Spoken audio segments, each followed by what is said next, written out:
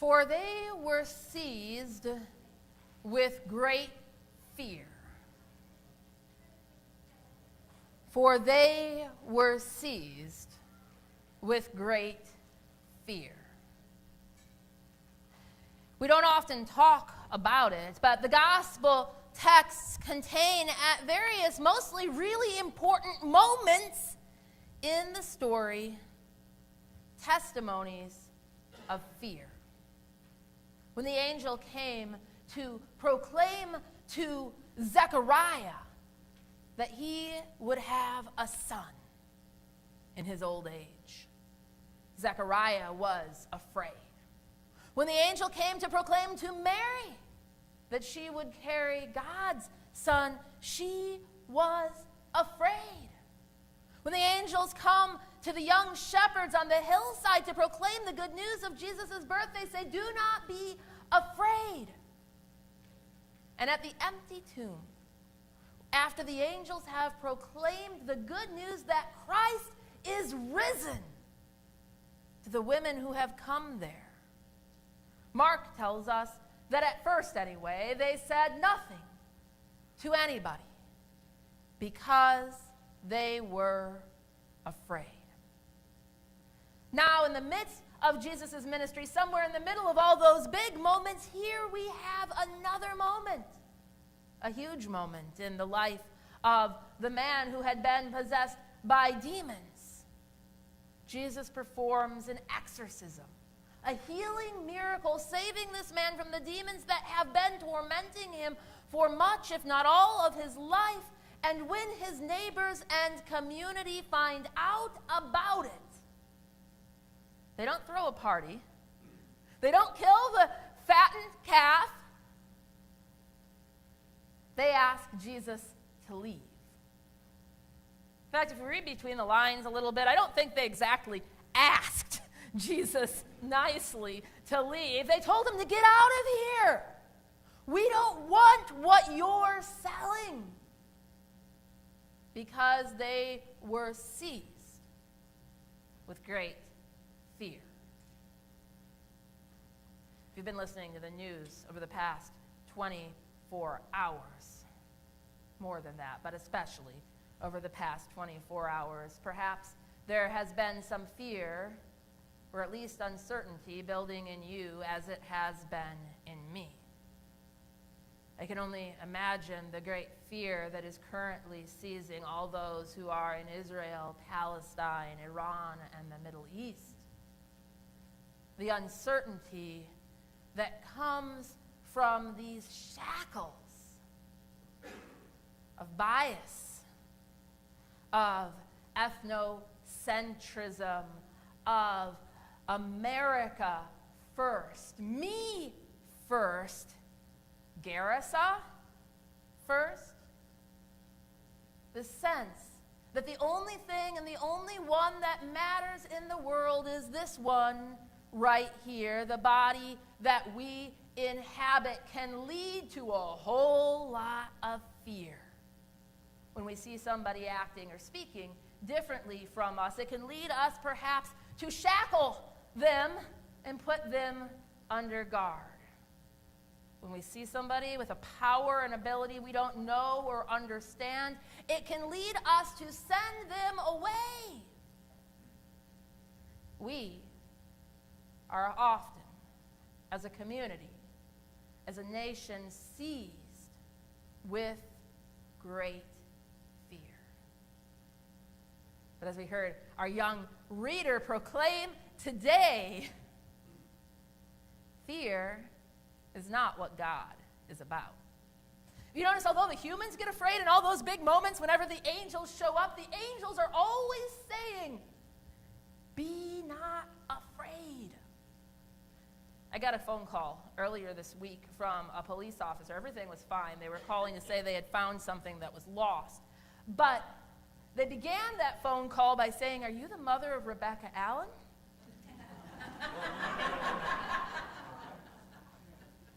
Police, school principals, and angels should always begin whatever they have to say with "be not afraid." It's not exactly what Paul says in the epistle text, but it's what he is meaning. It's what he's telling the community and to us still today. Be not afraid. Don't worry about these little things. That may seem very big to us, right? But don't worry, because God is with you. God is walking through all these fearful places, all these war-torn places, all these hate-filled places with us. And so God calls us. God liberates us from the fear, from the hatred, from the bias and the prejudice. This is my full-time job, working at a seminary where people come and I get to ask them in that first interview about, why do you want to come to Christian Theological Seminary? Tell me something about how God has called you to this place. And let me tell you, if there's an antidote to fear, it's listening to people's call stories on a daily or weekly basis. To hear people talk, young people, about how churches have been active and renewing in their lives, inspiring so that they want to proclaim the good news of Christ who liberates us from fear and hatred. To hear older people entering into their second or even third careers talk about how they couldn't have even imagined entering into the ministry when they were young. But now, because of the work that the church has done to unbind, at least a little bit, of the sexism or the racism or the heterosexism, that now they see a place for themselves in God's church. To hear men or women talk about how they've come out of painful relationships, and coming out of those relationships, God has guided them and they have found a space. To hear parents with grown children talk about how in the previous chapter of their life they had committed their time and their talents to being alongside of their children, and now they want to walk alongside of others. It is a gift to hear people talk about the way in which God has unbound the shackles in their lives and called them to a service to God's children. But our calls don't all come in the form of entering seminary or doing pastoral ministry. God unbinds all kinds of shackles. God calls us into all kinds of ministry, so that I am confident that if we had the time, I could sit with each one of you and hear your call stories as well. Instead, I want to share a story that I read about a young person, not quite as young anymore, but still younger than me, Jazz Jennings. She wrote this book when she was a teenager. She's now a young adult. And she has another storybook that she wrote as a teenager, remembering back on her childhood, telling the story about how she became unbound from the shackles that were holding her in her life and was able to live fully and freely into the person that God has made her to be. Jazz Jennings is a transgender woman whose parents helped her at a young age to discover what was going on in herself when she knew that she was a girl, but born into a boy's body. She struggled when her parents would force her to wear boys' clothes and go out into the community when she didn't feel comfortable in that way of being or carrying herself. After, with the help of therapists, her family was able to understand what it means to be transgender. Jazz's parents allowed her to grow her hair long, to wear the clothes that fit who she was as a girl, a daughter of God. She doesn't say the daughter of God part, but I'm putting it in there. She still struggled when she went to school for the first time as Jazz, and the school teachers didn't quite know what to do and still put her on the boys' gym team or asked her to use the boys' restroom. But with time and with help from those who were supportive of her in her community, she was set free from that which had bound her, and has been able to, is now able to live a bounteous life. The little heading here by the person who reviews the book says, Jazz will inspire you to be unapologetically yourself. This book is from our library. I'm going to put it back in the little Pride section if anyone wants to read it later. But beyond inspiring us to be unapologetically ourselves, what Jazz's story does for me is to recognize the liberating power of a God who sees us, even when the world may not see us in the wholeness of who we are. Our God sees us.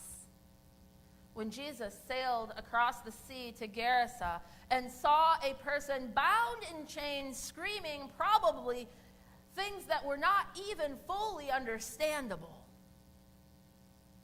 he didn't walk away or turn his head or pretend that he didn't see what was going on. He saw within that person a beloved child of God that nobody in the community to that point had been able to pause long enough, to look deep enough, to recognize and love. And so Jesus set that person free from all that was binding them. Remarkably, in the first century world where they talked a little more about demons and spirits than we do today, Jesus didn't even just care about the person. Jesus also wanted to take care of the demons. When Jesus was setting the person free, he listened to the demons and gave them a different place to go. Our God is a God who sees into the very depths of us, who loves us as the unique individuals that God created each of us to be in all our multiplicities. And in those moments where it feels like nobody else maybe understands us, or if they understand us, they don't want to walk alongside us. Or if they want to walk alongside us, maybe they don't know how to walk alongside us. Our God speaks a word of love. Our God speaks a word of freedom and calls us out to live as our true and authentic selves, and calls us likewise to live and walk alongside of our neighbors as we all discover together what it means to be our authentic selves. For a long time, I struggled with this story of the person possessed with demons in Gerasa because I didn't understand why Jesus wouldn't just take that poor man with him on the boat. Why would he leave him in a community that's wrecked in fear, that wishes he was still shackled up, not living into his full self? But I suppose the answer is because our whole world remains wrecked in fear. Had the man gotten into the boat and sailed away with Jesus to Judea, I'm not sure things would have gone any much better for that man there. And so Jesus was encouraging the man in Gerasa as he encourages each one of us to live into his freedom and to share that freedom, the good news of what God had done for him, with all his neighbors, so that maybe in time the community might be a little less fearful. It's been God's intention from the start. From the very first time that God blessed Abraham, God said, I will bless you so that you may be a blessing. God sets us free from the fear that binds us, from the expectations or misguided perceptions that may keep us from being who we truly are.